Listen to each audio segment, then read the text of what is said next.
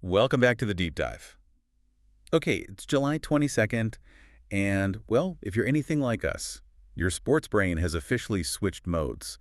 The off-season's kind of fading, and the NFL is definitely here. It really feels like it now, doesn't it? Totally.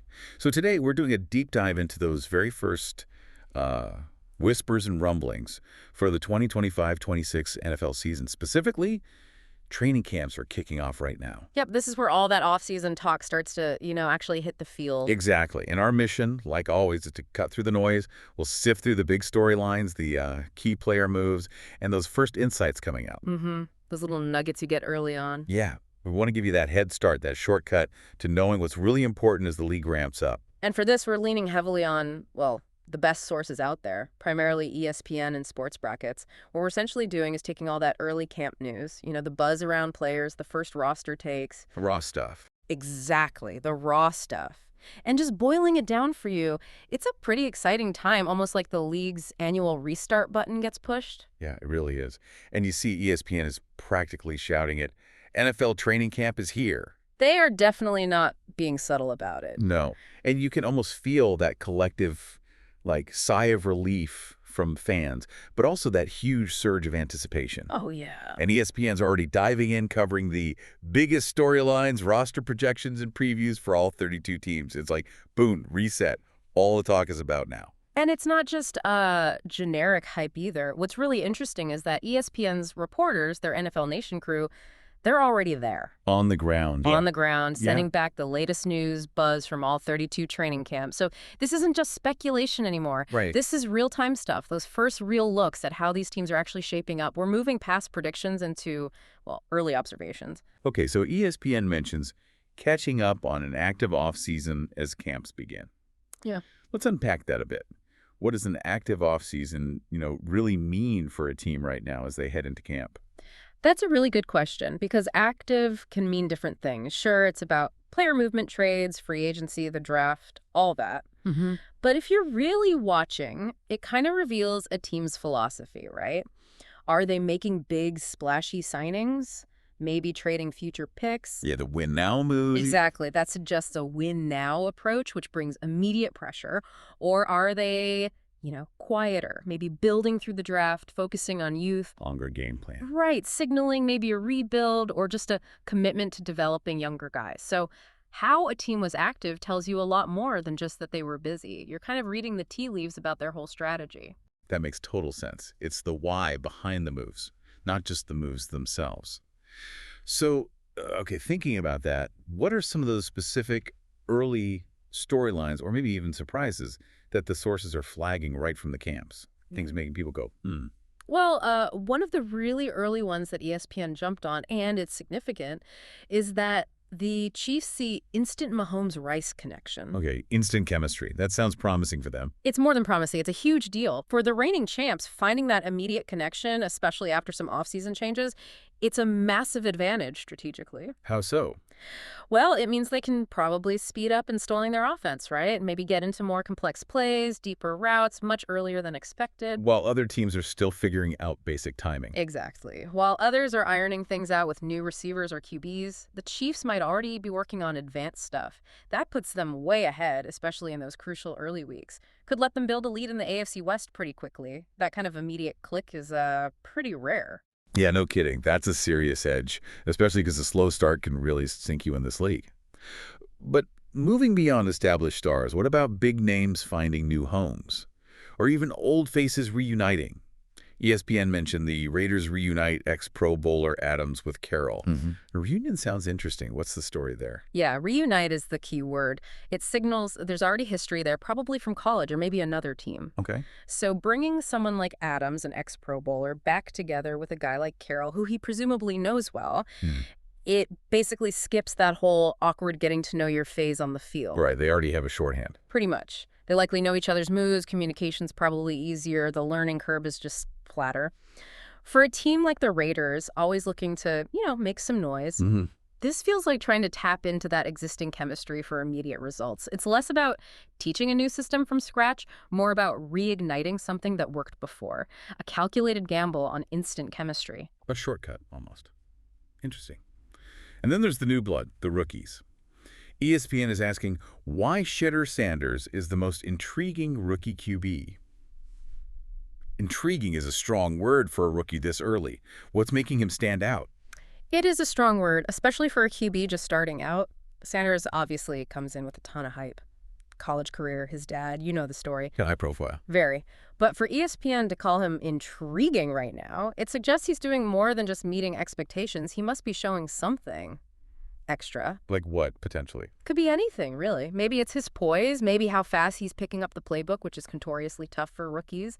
Or maybe it's just raw arm talent, or even that sort of leadership quality you can sometimes see early on. Presence. Yeah, presence. The buzz suggests coaches and scouts are seeing real, immediate potential, maybe a readiness you don't often find in first-year guys, hinting he could make an impact sooner rather than later. So if you're a fan of that team, or even just watching the league, what does an intriguing rookie QB really signal this early, before any real games? Is it about maybe starting week 1, or is it more setting the stage for the future? It's usually a bit of both, but heavily weighted towards the future. Seeing those flashes in camp, making tough throws, processing info, handling mistakes, that's huge. Okay. He might not start week 1 over a veteran, probably not. But being intriguing means he's already ahead of the curve. For the team, it means, wow, maybe we found our guy, our franchise cornerstone. It injects so much hope and energy into the building, you know? Even if he's holding a clipboard initially, his development becomes a massive storyline, and it pushes everyone. It definitely raises the team's ceiling long term. Right, raises the whole organization's outlook. Okay. Shifting from individuals to the whole unit. Camp is where we start to see how these rosters stack up collectively. And ESPN is asking that big question. Which NFL teams have the best and worst rosters? This feels like it connects directly to potential disappointments, doesn't it? Oh, absolutely. It's the foundation for expectations. Now, the sources aren't necessarily pointing fingers and saying this team was disappointing last year, but But looking at the worst rosters now gives you a hint. exactly. Those early assessments tell you who has the biggest mountain to climb based on current talent, depth, how the offseason went. It's that first reality check. You're looking at overall talent levels. Do they have depth where it counts? How are the new guys fitting in? It forces that question for you, the fan. Who looks like they might struggle early? And who maybe made the right moves to actually improve on last year? It's where the off-season report card starts to get graded for real. You got it.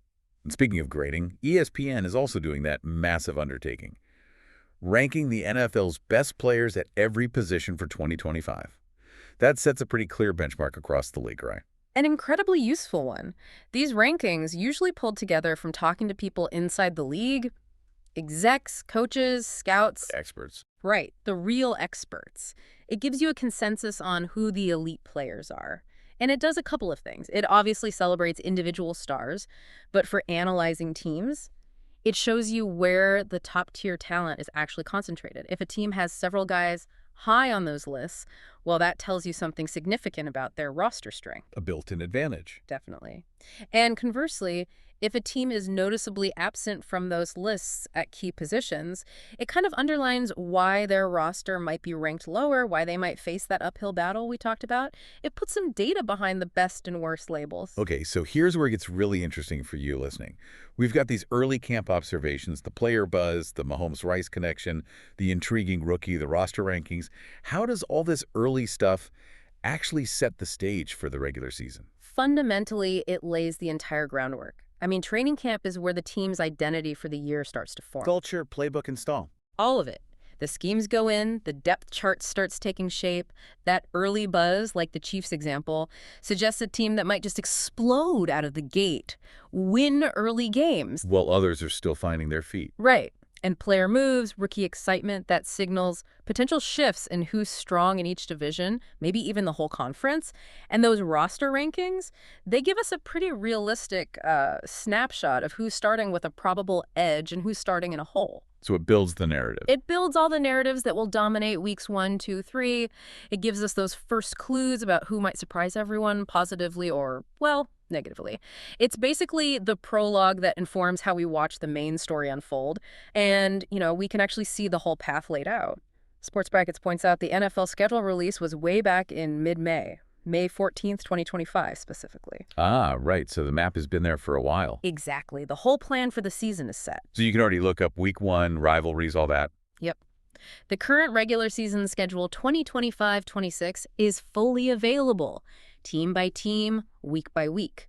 And not just the regular season. They've even got the 2026 NFL playoff schedule and the framework for the 2026 NFL playoff bracket outlined. Wow, okay, so the whole journey, start to potential finish? The entire roadmap is basically public knowledge. It really anchors all this camp buzz and speculation into, actual dates and matchups you can look forward to. So wrapping this up, what does this all really mean for you, the listener? It really drives home that idea. Yeah. Even this stuff happening right now, late July training camp buzz. It's chapter 1. It's the start of this long, complicated story that is the NFL season, building up the suspense for the regular season.